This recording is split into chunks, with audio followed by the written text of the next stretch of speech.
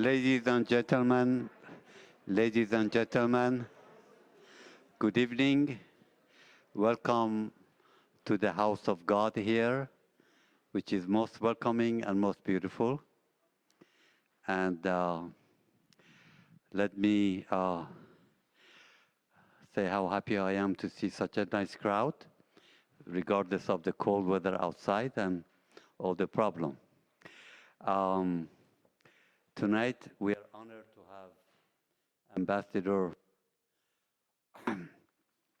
Peter Galbraith here, who doesn't need any introduction because we all know he has been honoring us with his lectures about world issues for many, many years, if not many decades. I have here in my note 100 years. I was ashamed to say it. But Ambassador Galbraith, together with his brother and, of course, his father, have enlightened us for years, and this community has benefited from their knowledge, their experience and expertise for many, many years, for which we are very grateful. Tonight,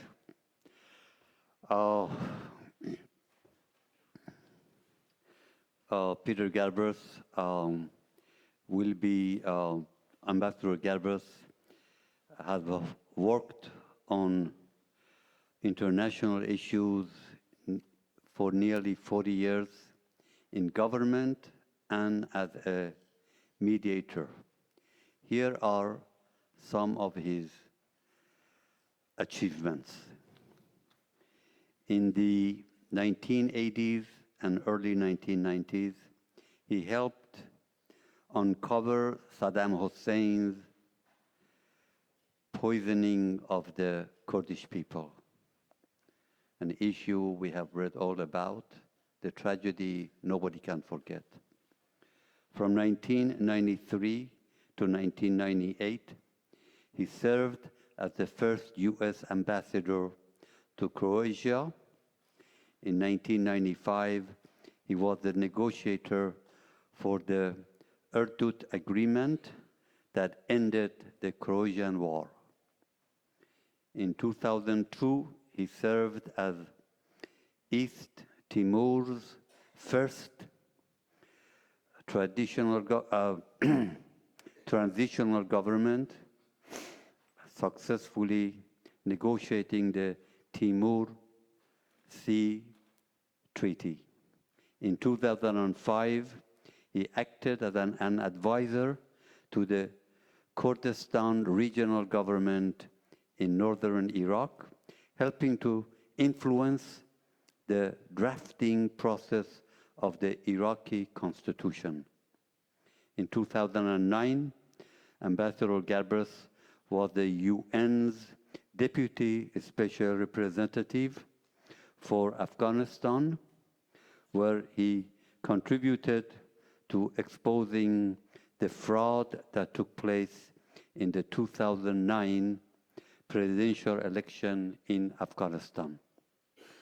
From 2011 to 2015, Ambassador Galbraith served as Democratic Vermont State Senator from Windham County. And finally, in 2015, he had the first Harvard University trip to Iran after the Iranian Islamic Revolution, which has been very important.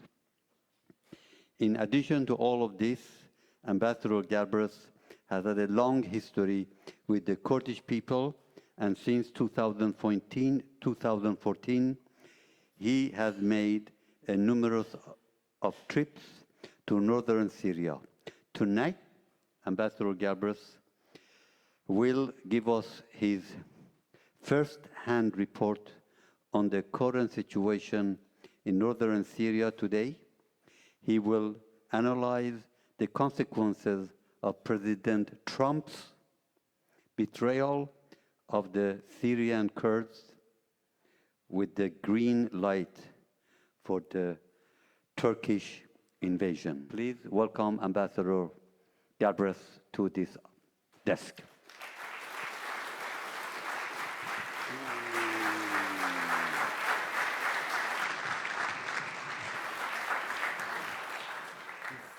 These functions, see if it functions. Okay. Well, thank you. Is it working? Yeah. Then thank you for that very generous introduction.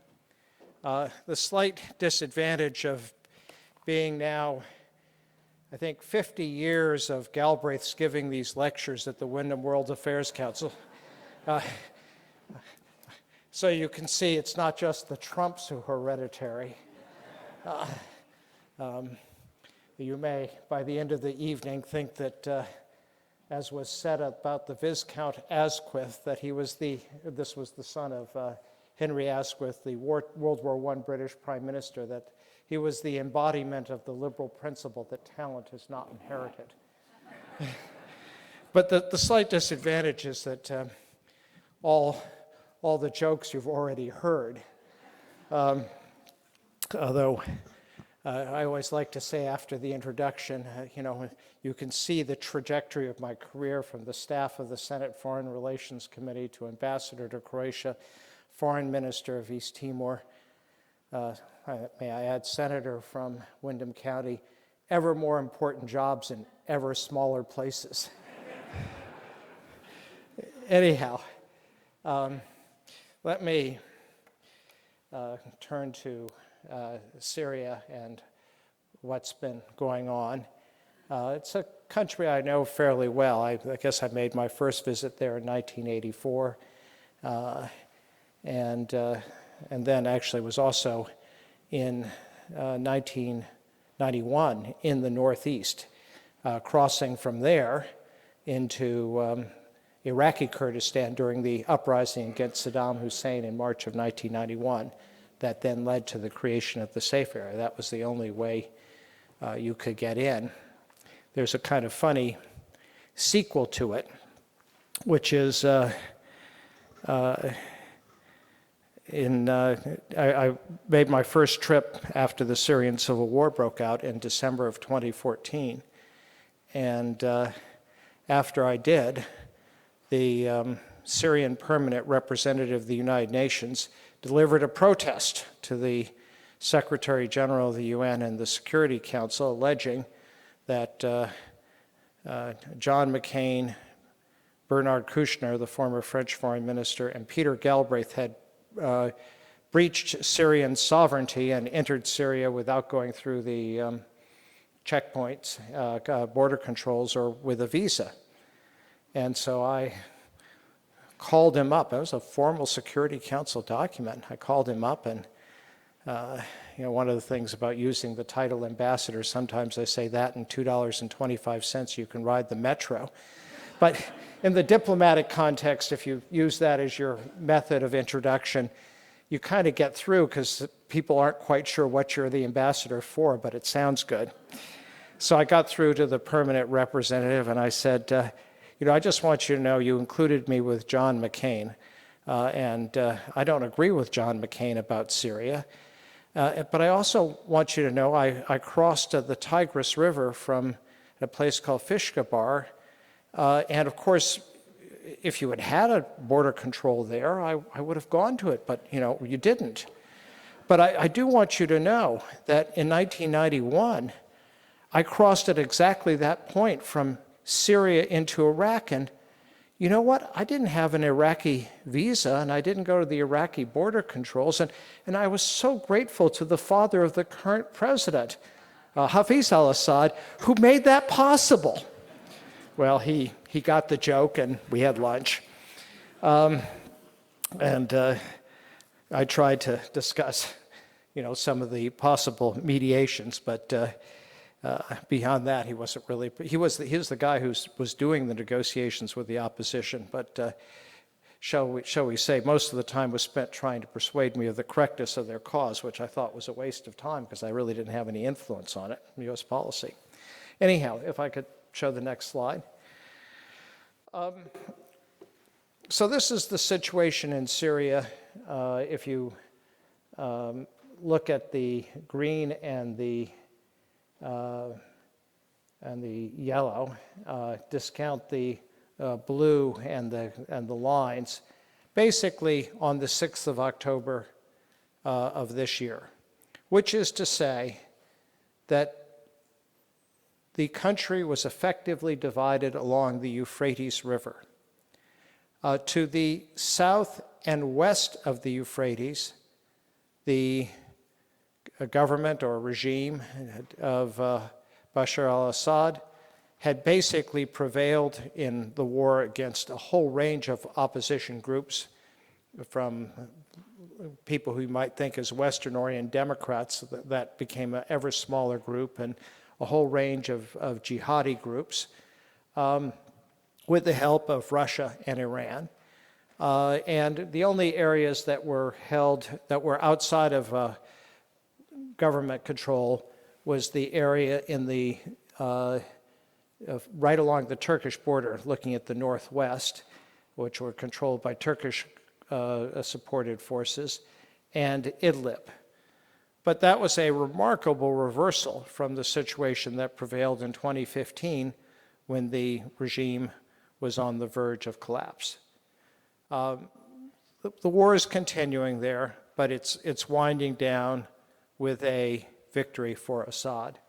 On the east of the Euphrates and the north, the U.S. supported Kurdish forces, known as they keep rebranding themselves, but the recent brand was the Syrian Democratic Forces, meant to signify that they weren't just Kurds, and indeed they're not just Kurds. They include very significant numbers of Arabs and Syriacs, Christians. Syriacs are people who speak Aramaic, language of Christ. But it is definitely a Kurdish-led movement. In any event, though they had fought really an entirely separate war. They didn't fight the regime. They fought the Islamic State. And in March of this year, they proclaimed the defeat of the Islamic State when Barghuz, its last enclave right along the Iraqi border, fell. And there was actually a big celebration in Syrian Kurdistan. Syrian Kurdistan is also known as Rojava, which just means west. Think of Kurdistan. North is Turkish, south is Iraqi, west is Syrian, and east is Iranian Kurdistan. I'll show you a map in a second. In any event, so basically the Islamic State had been defeated. And the Kurds, although it was believed that the fighters in the Islamic State would fight to the very bitter end, it turned out they didn't. And so, to the great surprise of everybody, the Kurds ended up with about 12,000 fighters, 10,000 Iraqi or Syrian fighters, and about 2,000 foreign fighters. And then about 80 to 90,000 women and children who had been a part of ISIS, and I will describe a little bit of what my involvement on there is. So the country also was divided between a zone that was allied with the United States and a zone that was allied with Russia and Iran. The Russian air power is what enabled Assad to survive in 2015. And then it came the phone call between Trump and President Erdogan. And I should say there were about 2,000 American soldiers and CIA and contractors and diplomats in northeast Syria at the time. They had participated in the campaign against the Islamic State. They had helped on the logistics, on the strategy, but in fact, there were just 5 American casualties in the entire war against the Islamic State in Syria, and 11,000 Kurds. So the U.S. provided support, particularly, of course, from the air, but the fighting was done by America's ally, the Kurds. And I think perhaps another part of this story is that to say how the U.S. got involved. Well, when the Syrian civil war broke out, there's always an impulse in this country to want to intervene. And so how could we help the Democrats in Syria oust Assad? And indeed, at the beginning, the revolution in Syria did have aspects of a democratic opposition. It quickly got hijacked, particularly as it turned violent, by the jihadis. And it had a sectarian dimension, which I think basically explains how Assad survived. Assad is an Alawite, so he comes from a small religious community that's, it was only in the 1980s that one of the Shiite Ayatollahs in Lebanon declared Alawites to be Muslims. It's a very interesting religion. The five duties of a Muslim are really, the fasting, the Hajj, and so on. These are suggestions as far as the Alawites are concerned. And they celebrate Christmas and Easter. So they're very, very ecumenical. Though won't be entirely enlightened if I tell you that one of their beliefs is that women don't have a soul. But otherwise, they're enlightened. In any event, the Sunnis consider them apostates. And as the revolution got a more Islamic character, it became clear that the people who were not Sunnis, which is about 75% of Syria is Sunni, but there are the Alawites and the Christians and the Druze and the Shia, that they faced repression, and in the case of the Alawites, probably genocide. And it was that enabled Assad to survive, the sense that as bad as he was, if you were from these minorities, the alternative would be much worse or even lethal. And so U.S. efforts to find a partner that it could support basically were unsuccessful in spite of Congress appropriating $500 million for it. But then, in the Northeast, the government, the regime, pulled out its forces. And this was about 2012, 2013. And the Kurds, and this is where the Kurds lived, filled the void. There were a variety of Kurdish parties, but the one that quickly began to dominate was the PYD, the Party of Union and Democracy, which Turkey says correctly, is affiliated with the PKK, which is the Kurdish Workers' Party, which has staged an insurrection against Turkey since 1984. And that's sort of the nature to understanding what happened. The PYD took over the area. They developed a militia, in fact, two militias, one called the YPG, the People's Protection Force, comprising of men, and the other, the YPJ, People's Protection Force, comprising of women. And they put into effect a very interesting ideology. Now, as I said, they were linked to the PKK. The PKK was founded in 1984 by a guy named Abdullah Öcalan, and he wanted to carve out of southeast Turkey an independent Kurdish state, an independent Marxist Kurdish state. And he himself ran the PKK, and rather like Stalin ran the Soviet Union. Dissent was dealt with very brutally, and he even had a Stalin-esque mustache. But in 1999, he was captured by Turkish forces in Kenya. There's a whole story about that. and taken to Turkey, put on trial, sentenced to death, and then Turkey abolished the death penalty. So for 10 years, he was the only prisoner in Imrali prison, which is an island in the Sea of Marmara. So he had a lot of time to read.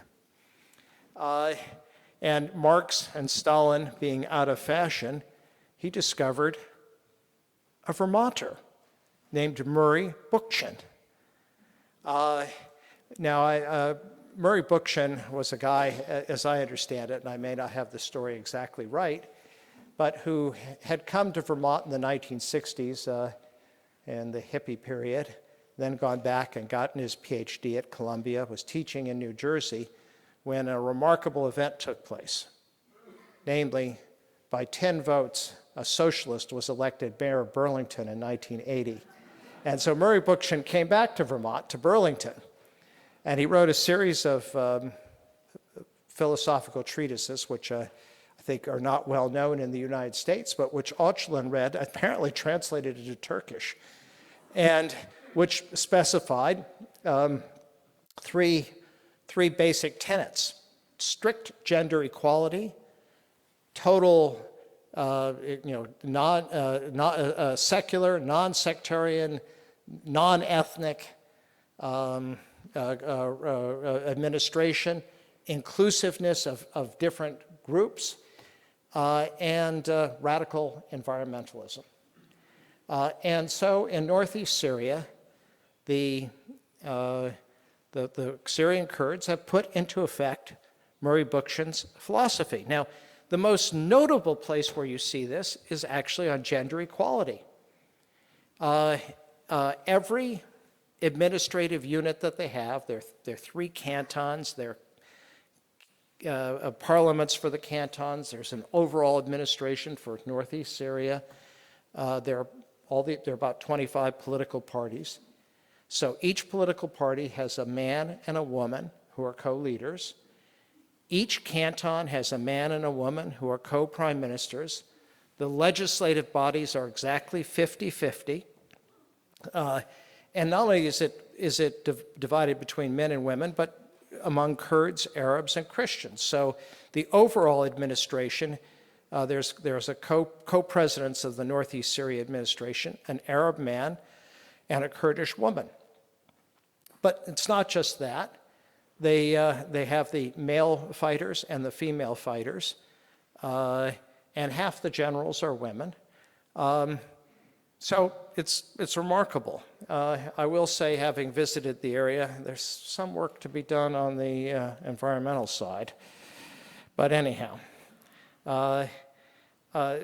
so no longer Marxist or Stalinist, but applying the philosophy of Bookchin. In any event, after the Syrian regime withdrew, the Kurds took over. They began to implement their social revolution, and they were attacked by the Islamic State. And the attack by the Islamic State became particularly intense in 2014, because in June of 2014, the U.S. supplied Iraqi army in Mosul, 30,000 troops, simply collapsed and ran away in 36 hours after being attacked by under 1,000 ISIS fighters in pickup trucks. And they left behind an extraordinary number of U.S.-supplied tanks, armored personnel vehicles, rifles. And this explained the success of the Islamic State. So think of this. If you have a suicide bomber charging down on your checkpoint in a Toyota Corolla, and you're there with an automatic weapon, you can shoot the guy. But if they're coming down with a armored APC loaded up with explosives, there's no way to stop them, and the bang is enormous. And so they were able to roll back the Iraqi Kurds, attack the Yazidis, and in Syria to close in on the territory held by the Kurds, so that, in fact, almost all of that yellow there was controlled by the Islamic State. And of course, they continued well into the green, what's now government-controlled, to Palmyra,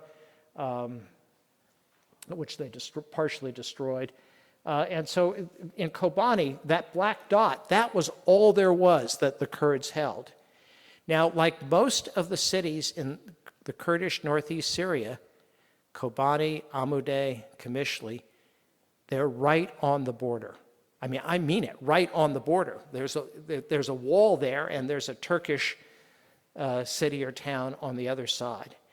And in the case of Kobani, the Turkish army and tanks were just on the hill watching as the Islamic State was coming in to destroy and murder the Kurds and doing nothing. And at this point, President Obama in September of 2014 took the decision to use U.S. air power over Turkey's objection to help the Kurds defend themselves in Kobani. And then in October began to drop weapons to them. Now, the reason that was such a radical decision was, of course, because the PYD was associated with the PKK, and the PKK Turkey considers a terrorist organization, but so do we. Anyhow, that was the beginning of the relationship, and it turned out that the Kurds were terrific partners. They learned a lot. The Americans liked working with them. Of course, they were not at all, religious. In fact, at one point, one of my trips, I was saying, well, I'll be coming back in about a month, but would that be okay? Because I know that's Ramadan. And the Kurdish leader I'm talking to says, well, you're telling me. Anyhow,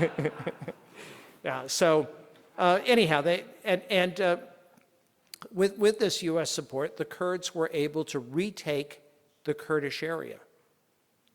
At this point, the Americans said, we want you to continue until the total defeat of the Islamic State. And that meant taking Raqqa, which is purely Arab, and Deir ez-Zor, way down the Euphrates, maybe 100 miles or more from any Kurdish territory. And the Syrian Kurds agreed. And the U.S., again, provided weapons, training, and they fought. And this is where the most of the 11,000 Kurdish casualties took place. There were thousands in the defense of Kobani and the liberation of Kurdish areas, but most of it was carrying out something at the request of the Americans. I might add that in the Iraqi Kurds took the opposite decision. They said, we are not going to fight beyond Kurdish areas. President Masoud Barzani of Iraqi Kurdistan told me, he said, I couldn't go to the mother of a Peshmerga, a Kurdish fighter, and say, your son died fighting for Iraq. So it was a different decision, and a decision that wasn't always very popular. So, any event, this is the background to what happened on October 6th. Turkey doesn't want to see a Kurdish state on its borders, particularly one that's controlled by the PYD, by a party associated with the PKK. So the U.S. forces are there principally at this point to deter a Turkish attack and to maintain pressure on the Islamic State and to keep Russia and Assad from taking the area. The conversation takes place on a Sunday with Donald Trump. Trump's staff have prepared talking points in which Trump is meant to tell Erdogan not to intervene, because Turkey had been threatening to do that. The U.S. had been negotiating a deal. Ambassador Jeffries, who is the envoy for anti-ISIS, had negotiated a deal in which, to meet Turkish concerns, the YPG would withdraw their forces some distance from the border. There would be joint U.S.-Turkish patrols, and the Kurds would fill in the trenches that they had constructed near the border. And when I was there in September, they had filled in the trenches. They were pulling back under a deal. And so Trump was supposed to tell Erdogan, we've got this covered, we've negotiated a deal with the Kurds and with you, there's going to be the safe area you want. But of course, that isn't what happened. Erdogan said these guys are terrorists. I'm going to come in. Trump said, great.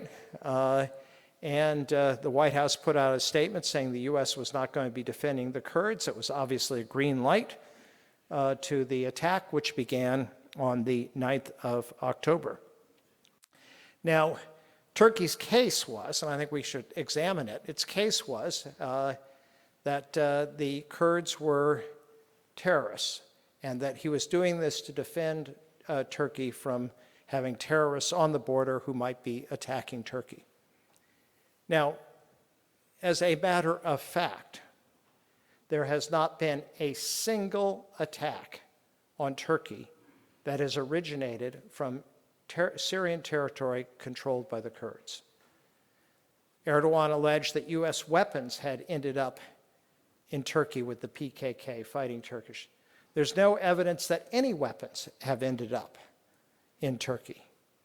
But if we want to talk about terrorists, the Russians estimated there were about 25,000 foreigners fighting with the Islamic State in 2016. And in the period 2013 to 2015, the U.S. was estimating that about 2,000 foreigners were crossing the border, crossing into Syria for the purpose of joining the Islamic State. Every single one of them got to Syria, and from Syria, Iraq, via Turkey.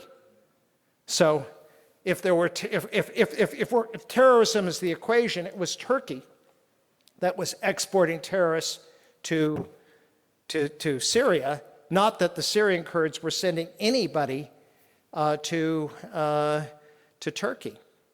And okay, you can say, well, look at Turkey. It's a long border. How could they possibly control it? How could they really know what was going on? Well, I submit that the quality of Turkish intelligence is pretty good. And I only ask you to consider how much we know about what went on in the Saudi consulate when Jamal Khashoggi went in to get his marriage papers.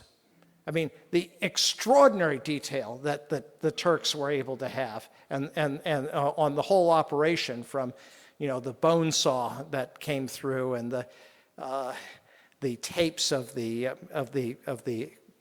murder and what followed. So to suggest that Turkey might not have noticed 2,000 terrorists crossing its border each month is an impossibility. So if it wasn't about terrorism, what was it about? And I would submit it was about domestic Turkish politics. Erdogan came in as basically an Islamist party in a country that has strong secular tradition going back to Ataturk. His power, part of his base was actually Kurdish, because there were an element of the Kurdish community in southeast Turkey that was very religious, so they liked the idea of having an Islamist president, or prime minister as he then was. And in return, Erdogan actually made a lot of reforms that benefited the Kurds. When I first visited southeast Turkey, you referred to it in the introduction, this was in 1988. My assistant, a guy named Chris Van Hollen, remember the name, he might be the next vice president of the United States, today a senator from Maryland, and I went along the entire Iraq-Turkey border as we were documenting Saddam's use of chemical weapons from the people who had fled. At that time, Turkey said there aren't any Kurds in Turkey. And there's no such thing as the Kurdish language. They're only mountain Turks who forgot how to speak Turkish. Erdogan recognized the Kurdish language, there's schooling in Kurdish, and he allowed elected mayors to have substantial powers in southeast Turkey. Kobani changed it in Turkey, because when the Kurds in Turkey saw that he was allowing the Syrian Kurds to be massacred and doing nothing, He lost his Kurdish votes, and he lost his majority in the parliament, and he switched to being a nationalist. There were new elections, which he won. And this latest business followed Erdogan losing the mayorship of Istanbul. Actually, he lost it, and then decided that the election was fraudulent, had another election, and lost that one. And understand that Erdogan began his career as being mayor of Istanbul. This is the heart of his base. So I would argue that the attacks on Syria certainly have nothing to do with a terrorist threat that doesn't exist, but a lot to do with internal Turkish politics. Now, how did the United States respond? Well, we also had, I can't pass the kind of absurd explanations that Trump gave. One was to say that the Kurds weren't saints, and in fact they were as bad as ISIS. That was straight out of Erdogan's talking points. And the others was to say that the Kurds didn't fight at Normandy. Well, just to be clear, Turkey was neutral in the Second World War. It's true that the Kurds didn't fight at Normandy, but they did fight against the Nazis because there were Kurds in the Soviet army. But if that's the test of our alliance, well, okay. I guess Germany did fight at Normandy. Anyhow, the attack began on October 9th, and it consisted of airstrikes, artillery, and then a group called the Syrian National Army. These were Syrians who were in Turkey, who were recruited by Erdogan to be against the Assad regime. And I think his real ambition was to take this entire area because his goal is to overthrow Assad and to put in a Sunni regime in Syria. But the Syrian National Army, I mean, the phrase, it's an insult to use the word army in connection with them. It's a collection of jihadis, criminals, and $100 a month mercenaries. And when they went in with great brutality. Between the artillery, the airstrikes, and the Syrian National Army, 200,000 people were displaced in an area on the map between Tel Abyad and Ras Al Ain, if you can see those in the purple area. One of the experiences I had was when I was in there in September. I met a woman named Hervin Khalaf of the Syrian Future Party, 35-year-old, very articulate. The Syrian Future Party stood for Arabs, Kurds. Sorry, I didn't quite catch that. You know, every time I say Syria, this happened once in the French Senate. No, I'm not talking to you. Excuse me, I was just trying to keep track of the time. Honest.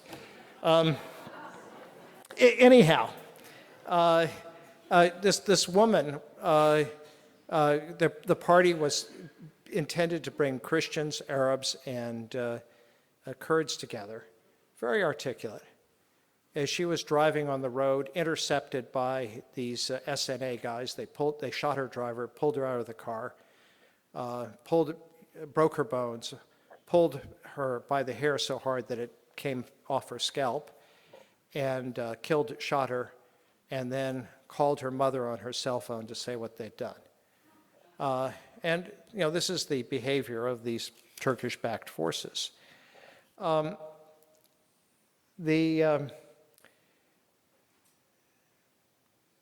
if Erdogan had greater ambitions, they were foiled by the Kurds, who did the only thing they could, which was to make a deal with Assad and the Russians.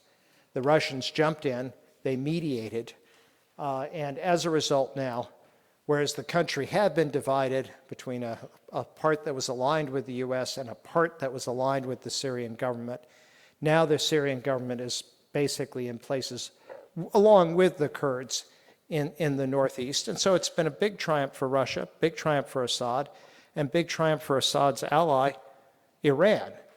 And indeed, the administration, people in the Trump administration, had been encouraging the Kurds not to negotiate with Assad because their goal was to have this part of Syria be a part of Syria that would be against Iranian influence. But Trump, acting separately, basically gave the game away. And this is part of the problem for the administration, which is the people who are speaking for the United States are not speaking for the President of the United States. And it's not their fault. They just don't know what the President's going to do. Now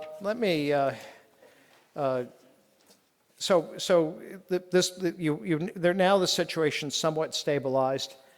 You have the Russians, the Kurdish forces have withdrawn, but the Russians are there with the Kurdish police as opposed to military. But in this part of the world, police carry some pretty big weapons. And Turkey is now contained in the area again between Tel Abyad and Ras Al Ain on that map. Whether that will be and over time the Syrian government will increasingly take over. There's some idea about negotiating some autonomy.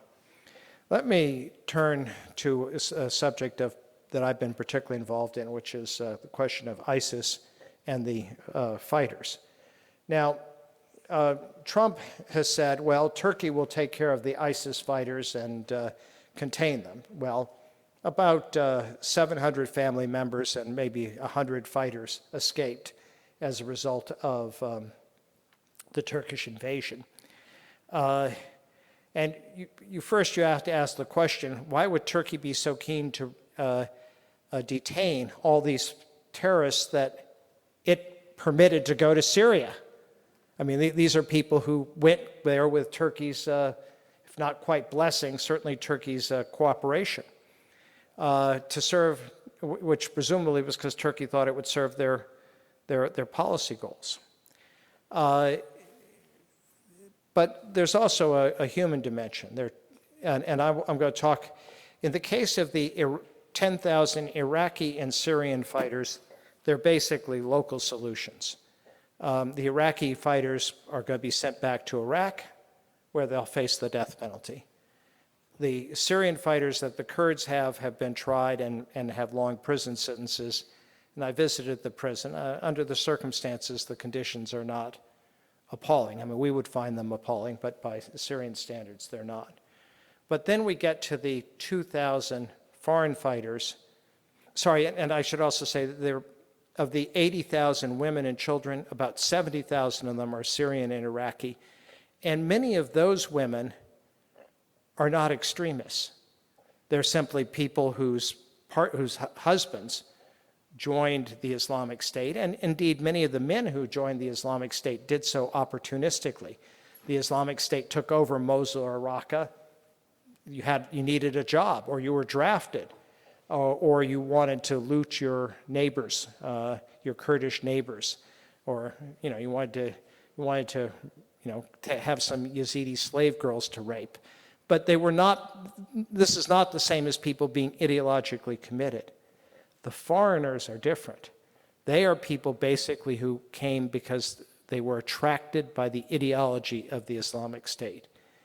And that includes also the women, of which there are about 10,000 women and children. And so I was asked, along with Bernard Kouchner, the former French foreign minister, who was the founder of Médecins Sans Frontières, and somebody who has a very long history of the Kurds, and we've collaborated now for a number of years. We were asked to make some recommendations to the Kurds as to what to do with these foreign women and children, or actually the foreign fighters, the foreign women and children. Well, it became clear that there was nothing you could do about the foreign fighters. And it's very interesting. The Kurds say, we have no authority to try them. They should go back to their own countries. And that's what Trump says too. or there should be an international tribunal. Well, the countries they come from, particularly the West European countries, don't want to take them back for very good reasons. These people committed crimes in Syria. The evidence of the crimes they committed, rape, murder, torture, is in Syria. So how do you try them in Germany? Where are you going to get the evidence? Now, you could try them for joining a terrorist organization, but the penalties for that are, 5, 10 years. And in many Western countries, the time that they served in detention in Kurdistan, in Syria, Kurdistan, would count against any sentence they received. So they won't take them back. And so the Kurds say, well, what about an international tribunal? Well, there isn't going to be an international tribunal, but this worked very well for everybody. The Kurds could say, we're not violating human rights by holding these people and without trial because we don't have authority to try them. And the countries could say, well, we can't get them back. There's no way to get them back. We have no representation there. So they end up being detained indefinitely, only probably not indefinitely because now the Syrian government will take over that area and they will disappear into Assad's prisons or simply disappear. What about the women and children? And this has brought a really difficult set of human rights questions. The women and children are held in 3 camps. I think you can see them on the map. There's Al-Hol right near the Iraqi border, Roj up in the corner where Iraq and Turkey come together, and Ain Issa. They're guarded on the outside by the Kurds, but on the inside they're effectively run by Islamic State, by the Islamic State women.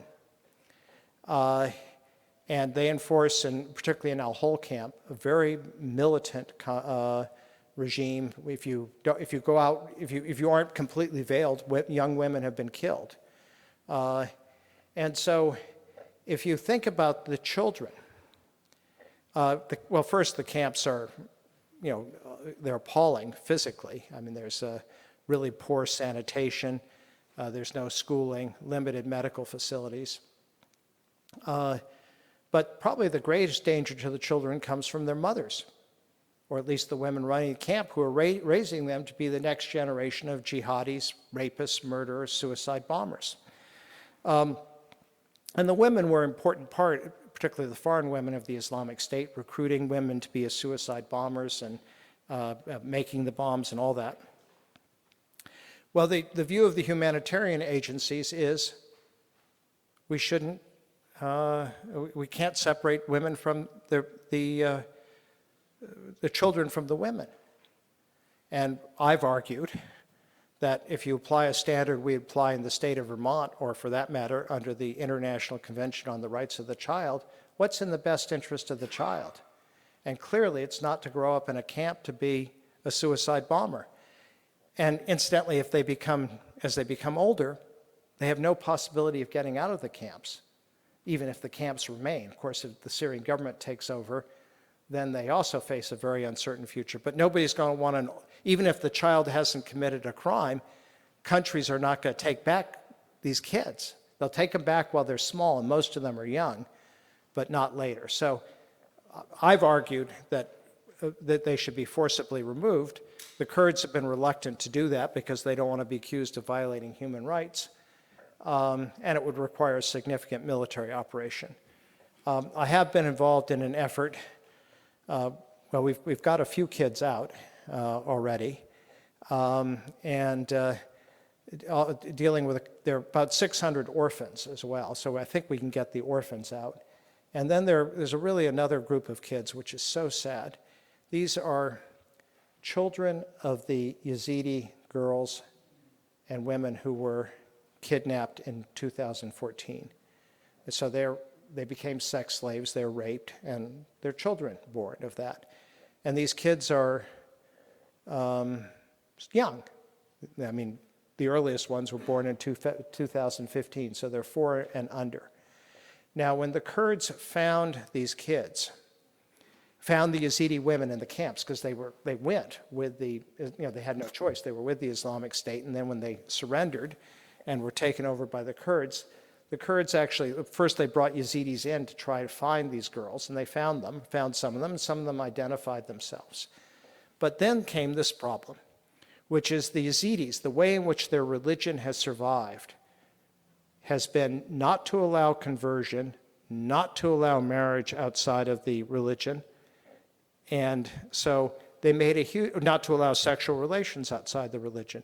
They made a huge concession. They said, these girls can come back, and the young women, but their kids cannot. And so these women were faced with the choice of, do we remain in these camps with ISIS or someplace else, or do we go back home, but we have to leave our kids behind? And so there are about 200 kids in northeast Syria, and so I'm also working to try to get them to Iraqi Kurdistan. There may be a few where the mothers will want to leave their families, and we might be able to get some other future for them, but probably these kids are ones that would have to get international adoption. Of course, they'll be very good candidates for international adoption. Their mothers were young, healthy, and nobody drank. Okay. I want to just run through, I meant to do the slides, and then just to turn it over to questions, please. Well, just, I've shown this slide to most of you before, but this shows where the Kurdish population is divided among 4 different countries. The largest number are in Turkey, about 20 million. Second largest, Iran, about 10 million. Third, Iraq, about 5 million. There are only about 3 million in Syria. And really, the Syrian Kurds are there as a result of the way the borders were drawn in 1920. And that's why the Kurdish cities in Syria are all on the border with Turkey, literally on the wall. If you go to the next slide. Sorry, keep going. So, these are some of the fighters. The woman on the left is a YPJ fighter. This was at a police post outside of Raqqa in 2016 before it was taken. And the bottom right, although you can't really see it, is the first ISIS fighter I encountered. I've now met many of them, but this one was not able to talk to me since he was dead, and facing a rather killed by one of these women. And that was really bad for them because it turns out if you're killed by a woman, you don't get the 72 doe-eyed virgins. Next. And this is just a significant of the sacrifice that the Kurds have. The left are pictures of what they martyrs, people who died fighting ISIS, and the cemeteries. And next. And this is Kobani, and that's just one building, but the whole city looks like this from the fight against ISIS in 2014. And behind the building and me and the Kurdish woman, you see a wall. That's Turkey. And that wall is again, I have pictures of the other cities, you'd see the same thing. And next. Sorry, go on, next one. And finally, these are just some of the kids. This is in Roj camp, and the guy on the right is Bernard Kouchner, the founder of Médecins Sans Frontières. We're talking to some French women and their kids. In Roj camp, the Kurds have maintained some discipline inside the camp, so the women are not allowed to wear black, and they're not allowed to be completely veiled. Whereas in Al-Hol camp, it was considered too dangerous, even for me, in an armored car to go into the foreign annex where they are. Let me just say finally, what's the bigger picture? Well, in 1974, Nixon and Kissinger persuaded Anwar Sadat, the president of Egypt, basically to switch out of the Soviet orbit into the American orbit. And what followed then was the Camp David peace agreements, disengagement, Camp David, and Egypt became a major American ally, major recipient of American military assistance. In fact, since then, it's the #2 recipient of American military assistance after Israel. And that ushered in a period of American dominance of this part of the world. I will contend to you that this is coming to an end, thanks to Trump and what he's done. First, in terms of American reliability as an ally, Russia and Iran stood with Assad when he was about to fall. The Russians brought in their air force. The Iranian brought in troops and a variety of Shia militias that they paid for, and Assad survived. In the case of the Kurds, who were victorious, they weren't about to fall, not at all. They were victorious. They were betrayed. And so the Islamic State is not finished. It's in western Iraq. It's still in Syria. There are about 14,000 fighters, that's CIA estimates, still on the loose. Imagine that the 10,000 in detention join them. That basically doubles it. If the fight is resumed, who's going to join us? The answer, of course, is nobody under these circumstances.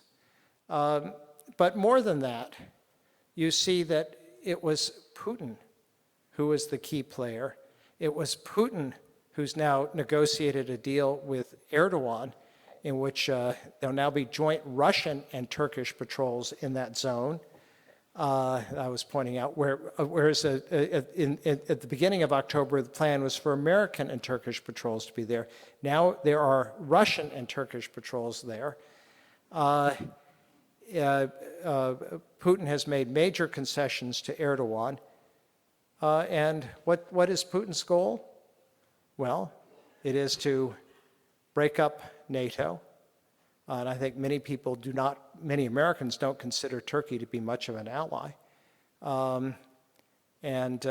Otherwise diminish American leadership and influence in the world.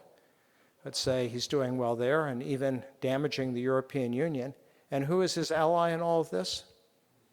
The President of the United States. Thank you.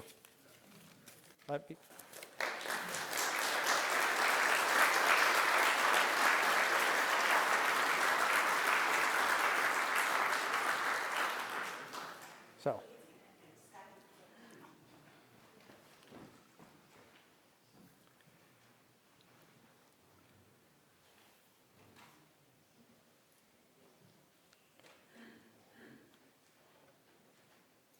As somebody not well informed at all on the issue of the Kurds, full disclosure, I read a little bit on it on Wikipedia. And would it be correct to say that Turkey's animosity towards the Kurds had its foundation back in World War I and the few years there after that war as part of a larger pattern where they were interested in oppressing not only the Kurds, but the Armenians and the Greeks? And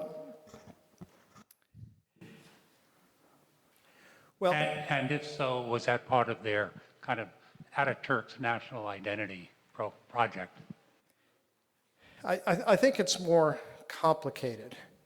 So the Ottoman Empire, of course, included 3/4 of the Kurds. The Iranian Kurds weren't part of it. First, just a word on who are the Kurds. They claim that they're the original inhabitants of this part of the Middle East, that they're descendants of the Medes, and culturally, linguistically, Kurdish is an Indo-European language, rather closer to Farsi, the Iranian language, and quite different from Arabic, which is a Semitic language, or Turkish, which is a Turkic language, neither of those being Indo-European. And if you switch back to go back to the map of where the Kurds are, if you don't mind. That one, yeah.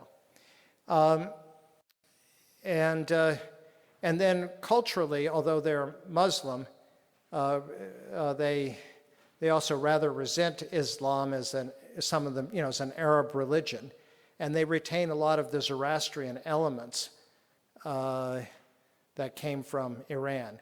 However, in terms of what happened when the Ottoman Empire broke up into national states, that is to say, Arab states like Syria and Iraq, and a little before the First World War, the Balkan states, Bulgaria, Romania, and so on. What Ataturk did was to redefine Turkey from being this multinational empire to being Turkish. But of course the inhabitants of the empire weren't all Turkish, so he defined them as Turkish, and hence came the denial of the Kurdish identity, and that they were mountain Turks, and that there really wasn't, they'd forgotten their real language, which was Turkish. It was a different story with the Armenians, because they were viewed in the First World War as traitors because they were Christians. And again, it was Muslim Turkey against the Christian world. And that was the basis for the Armenian genocide. The people who carried out the Armenian genocide were actually Kurds, for which they've apologized. And so they recognize their role as the people who did the slaughtering. And much of it took place in just this part of Syria that we're talking about, incidentally, in the deserts around Deir ez-Zor. And so the Armenians don't have any grudges against the Kurds, because they feel they owned up. And with the Greeks, there was a huge Greek population in Turkey, but it was along the coast, and it was assigned in the Treaty of Lausanne which was the original treaty with the Ottoman Empire, to Greece, and then Ataturk overturned that. The Greeks were expelled, and there was an exchange of population. But the Kurds had been promised in the post-World War I settlement their own state, and then Ataturk overturned that. So that's really the nexus, not their behavior during the First World War.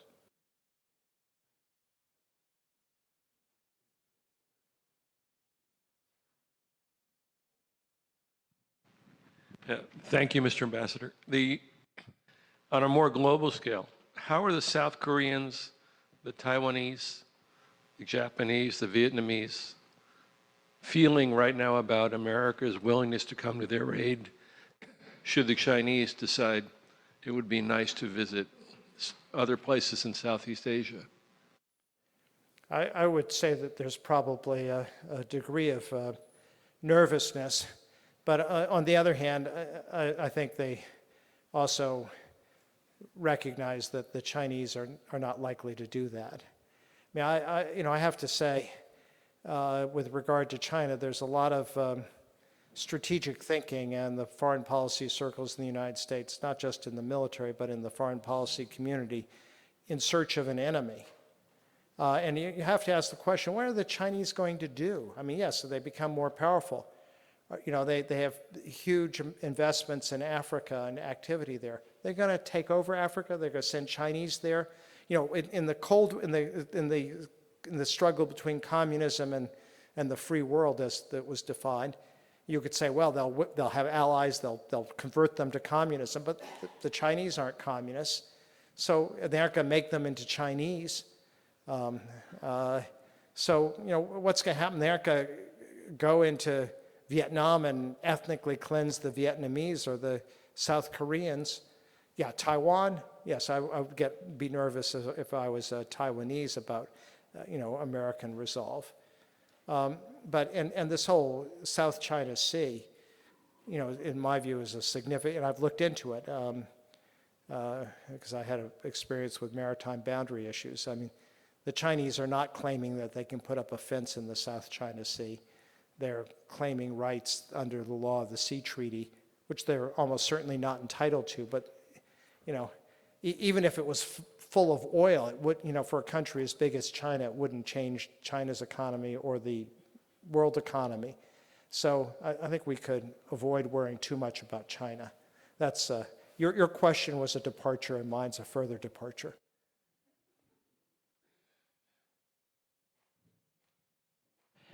Can you tell us about this experimental community in Rojava? So where's the question? I didn't see. Oh, there. Yeah. Well, it's as I described it. It's a place where there's they attempt to achieve gender equality in all political positions.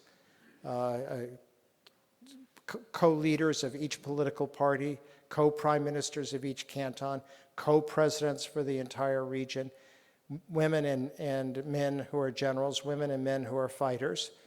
Beg pardon? Well, for the moment, these structures remain. And one of the questions outside of the areas that the Turks have taken over, and there's an interesting point about the area the Turks took over. Maybe if we switch back, to the map of Syria. No, that one, yeah. That the blue area. I'll come back to that. So for the moment, the deal that they have with that the Russians brokered with Assad is that the Kurdish institutions of self-government remain, but eventually they will be incorporated into Syrian constitutional order. And the question is, what level of autonomy do they have? I would say that the gender equality is probably the thing that the Kurds most want to preserve of what they've done. And it's probably, I think there's a good chance that the Syrian government will be willing to accept that. And then the military forces probably will be folded into the Syrian army. But they would retain their own commanders. So they'll be the forces in the northeast with Syrian patches on their shoulders, but essentially operating in a similar way. And I think that's the situation that will prevail for some years, because at the moment the Assad regime is not strong enough really to take control of the northeast. And the northeast was never an enemy. The Syrian Kurds and the Assad regime. There's Syria again. Sorry, I couldn't quite. Could you please repeat what you said? Even on airplane mode. In any event, the Syrian forces, it'll be a while before Syria is able to establish its full control, really, if it ever does. What may go first is the representation of these different communities, another Bookchin idea, because the Syrian government will not be keen to have Arabs as part of a larger structure. You can handle the Kurds having their own autonomy, but they don't want the Kurds and Arabs working together. And also, many of the Arab tribes that are working with the Kurds are not really committed to what the Kurds are committed to. They just, a lot of them were with the Islamic State, and they came over to the Kurdish side when the Kurds were winning. So, and now they'll go over to the government side and hope that Assad forgets that they weren't always on his side. I was going to say something about this area between Tel Abyad and Ras Al Ain. It doesn't have that much of a Kurdish population, but it does have some significant Christian population. And the irony is that Vice President Pence went to Ankara, met with Erdogan on the 17th of September, and negotiated in exchange for not putting into effect sanctions, recognition of Turkey's role here. And I just have a feeling that Pence didn't quite realize that he had reached an agreement to ethnically cleanse Christians. But that's what he did.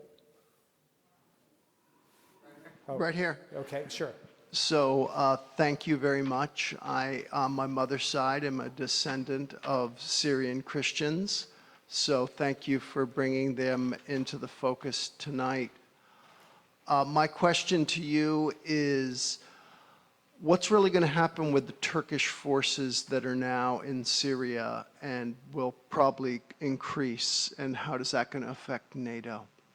I mean, just as you talked about the U.S. flipping Egypt in the 1970s, it feels like perhaps Putin is flipping Turkey.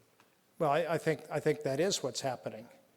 That Putin is achieving his goal of at least separating Turkey from NATO and ending American preeminence in the Middle East. And his collaborator in this has been Donald Trump. The question is whether this was through ineptness or whether it was intentional. And remember that Trump is a fellow who has constantly derided NATO, questioned its usefulness, and supported the breakup of the European Union. All Putin's objectives. Is it a convergence or of views, or is there something more?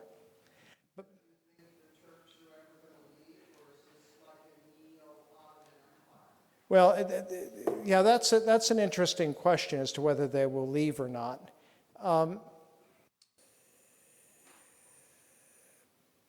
You could point to northern Cyprus and say, when they get in, they don't.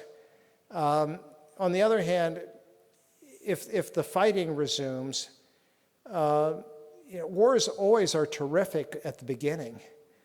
And they turn out not to be very good as they continue. So if Turkish soldiers continue to be killed in mines and IEDs and so on, that's not going to be politically very popular in Turkey over the long run.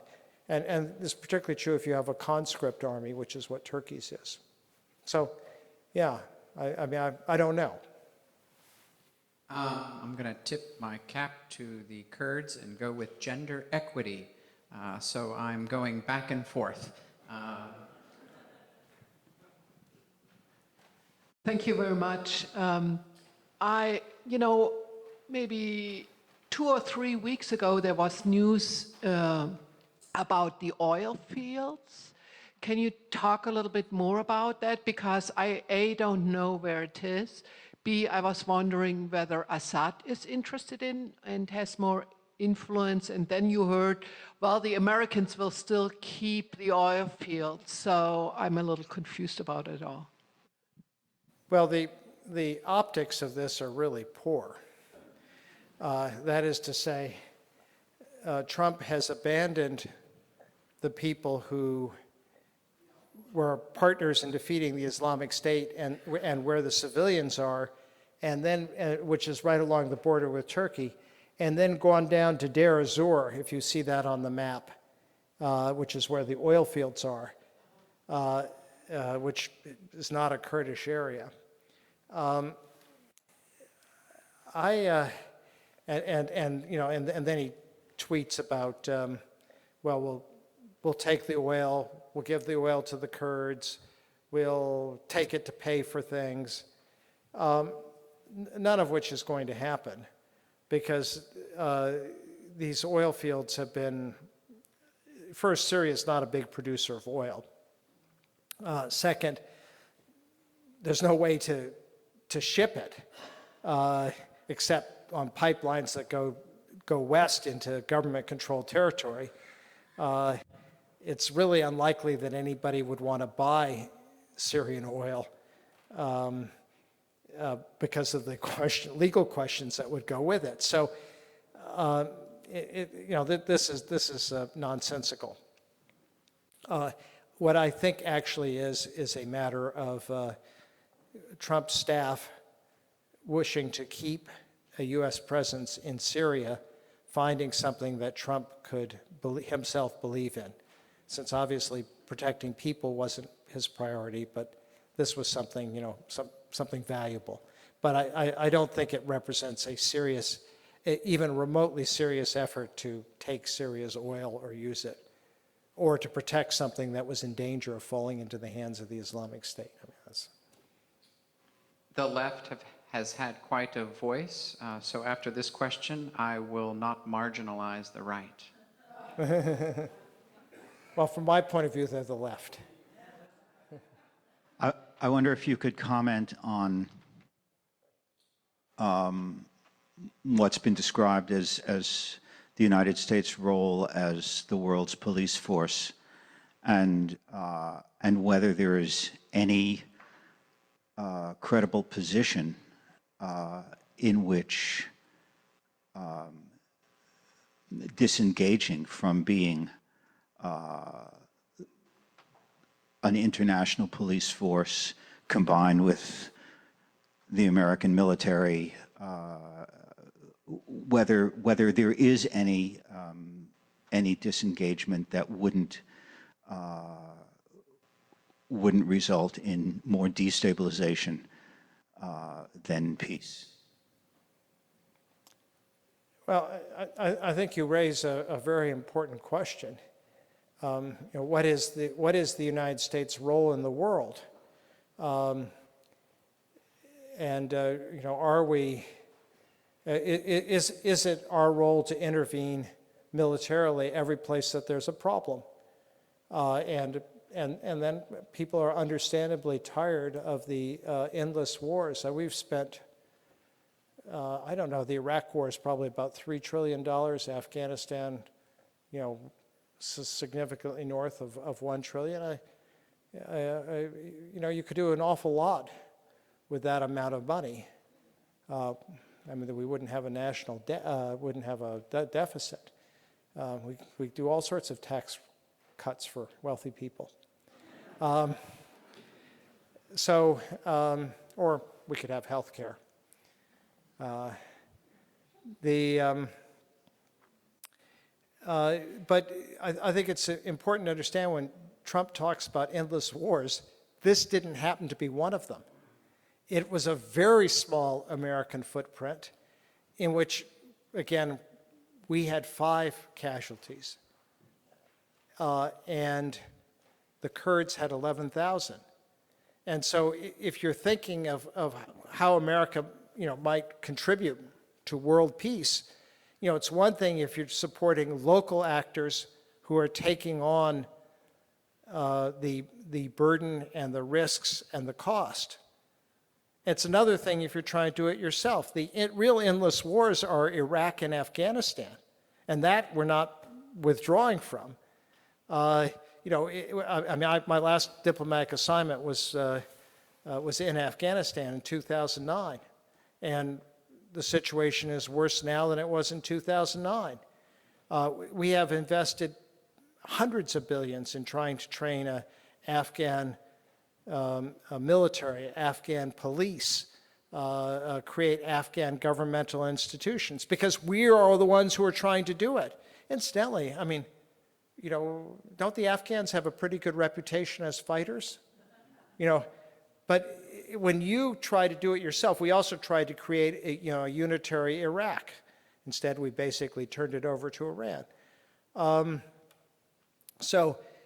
I am not in favor of, and I was against intervening in Syria, not in support of the Kurds, but, where some of my liberal friends, like Samantha Power, who's a very good friend of mine, she was a strong advocate of military intervention. But I was against it, because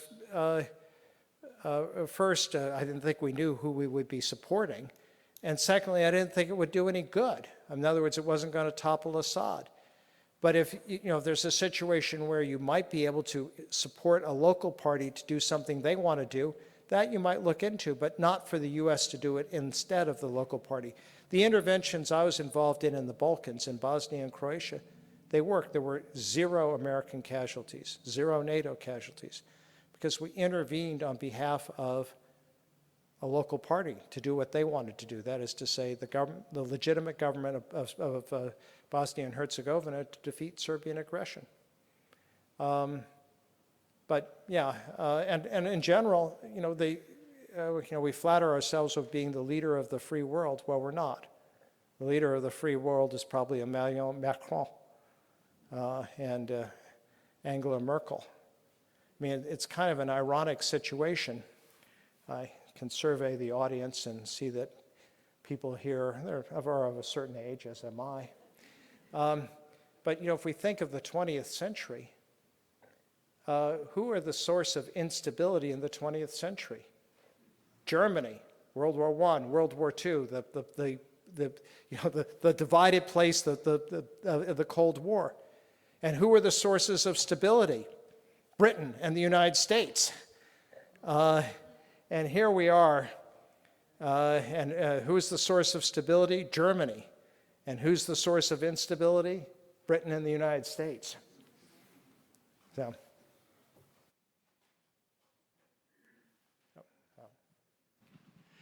A comment and a question, if I may, please. First of all, as an indigenous American, I see the United States breaking a treaty with an indigenous group who gets dispossessed of land and thousands die. I don't see a new story here in that regard. Otherwise, I have a question here too as to whether, well, similar, the Kurds are seen as folks that are losing their existence or just a place? Are they losing a place in Syria, or will they be out of business, and extinct, like many American tribes have been limited in both place and numbers? Thank you. I think the answer is neither, at least now. Certainly, Turkey and its Syrian proxies have committed war crimes and crimes against humanity, but they haven't committed genocide. Ethnic cleansing, so losing the place, is a possibility, but precisely because all these population centers are on the border. But so far, the displacement's been relatively, it's 200,000 people. Well, it's not at all small, but it's not the greater part of the population. And if they are expelled, and in fact, already people are going across the border to Iraqi Kurdistan. So now there are something like 10,000 refugees in Iraqi Kurdistan. We don't know how it's going to turn out. Peter, so the children that are in the camp that you were referring to, if we get a new president in 2020, will we have different laws in this country of bringing perhaps those children over here? I mean, people from Syria can't even come to this country right now. Well, I would imagine that another president is not going to have a ban on Muslims or people from certain countries. Incidentally, well, at least the Yazidi children I was talking about, are the children of Yazidi women. I would argue they're not Muslim either. I mean, the Yazidis have a very, they're not Muslim. It's a very different religion. And they're very young, so, they could be eligible for international adoption. But, that doesn't mean necessarily coming to the United States. Certainly in terms of the Yazidis, in terms of these girls, young women, I say girls because so many of them were, kidnapped when they were like 12, 13, 14. I mean,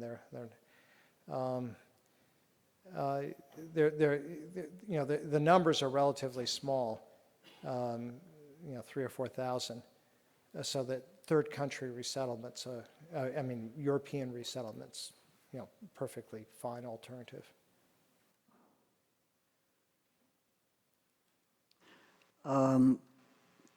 I think possibly by 1890, the United States had become one of the three major powers in the world, it arrived at that by rebuilding its navy, and through military presence, we, at that point, 1890, had one of the three largest navies in the world. I'm confused and can't figure out the relationship between, and I'm not anti what I'm about to say, I'm just confused by it, American capitalism and our place in the world and why we're involved in these different places in the world, and how much that has to do with maintaining the single driving force of the United States, which is American capitalism.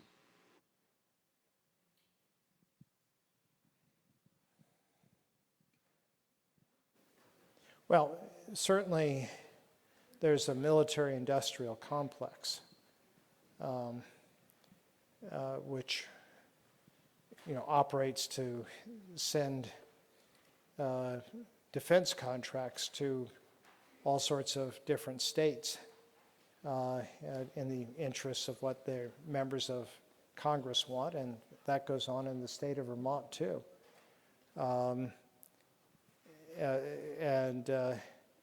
And so we end up with a military that may not actually meet the challenges of our time.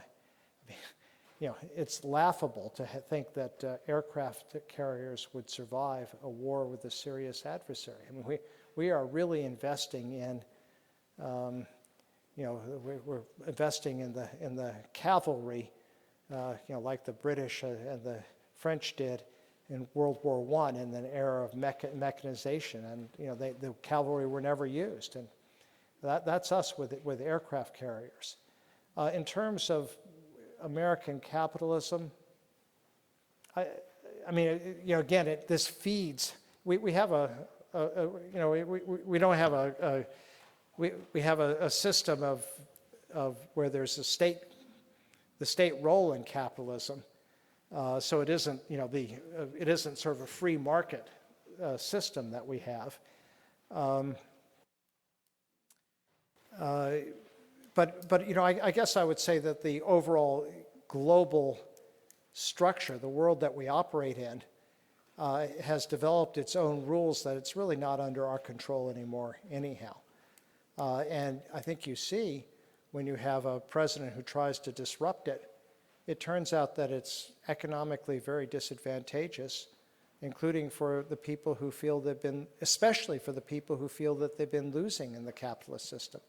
I mean, the people who are most screwed by what Donald Trump is doing are farmers. I've been given instructions that will allow for 2 more questions. So I'll take this one and then the woman over here. Thank you. Thank you. I believe you said that the United States considers the PKK. I believe you said that the United States considers the PKK a terrorist group, and I don't understand why that is. Is there any reason why we do, as a country, consider them a terrorist group? Well, I agree with the premise of your question.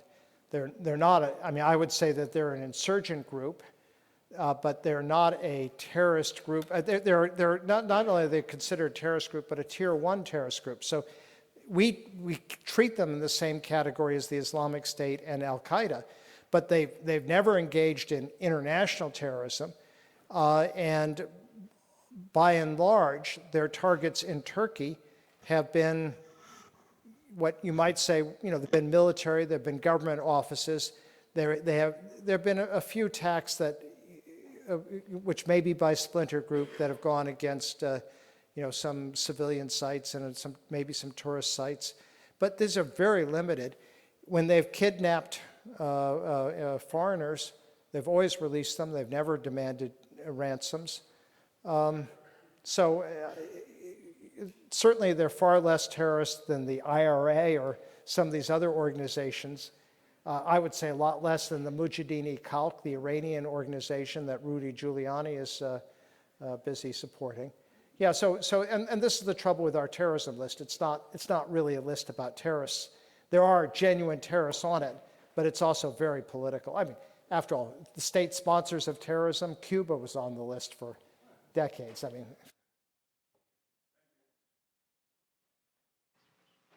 thank you so much for your talk tonight. My question's actually for Siri. I'm joking. I was wondering, given your time on the ground, if you can take like a general consensus if Trump's removal is sort of being equated with U.S. foreign policy overall, if people are drawing these distinctions between this character we have in office and the larger system at work. it's an interesting question. Certainly, among the Kurds in northeast Syria, people appreciate that the American military with whom they were working, American diplomats, they understand that those people are very friendly toward them, that they like them, they're partners, and that Trump, that Trump is really not representing what America stands for. That said, there's huge anger at Trump. There were signs of "Thank you, America, Trump's a traitor." But some of it was targeted on America as well, as the troops went through, our armored vehicles went through commissionally on their chaotic way out. People in the town threw potatoes and stones at them. So in my experience in Europe, Europeans are kind of empathetic because they know you're kind of embarrassed. And so they don't think that because you're their expectation of an American visitor is that you'll be embarrassed. And I think they'd be quite surprised and maybe a bit horrified if they encountered someone who actually honestly believed it.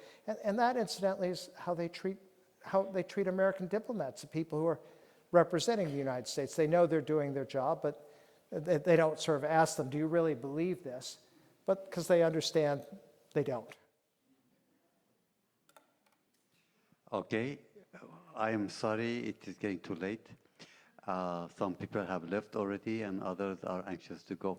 So we want to thank Ambassador Galbraith. Let's have a big hand for him.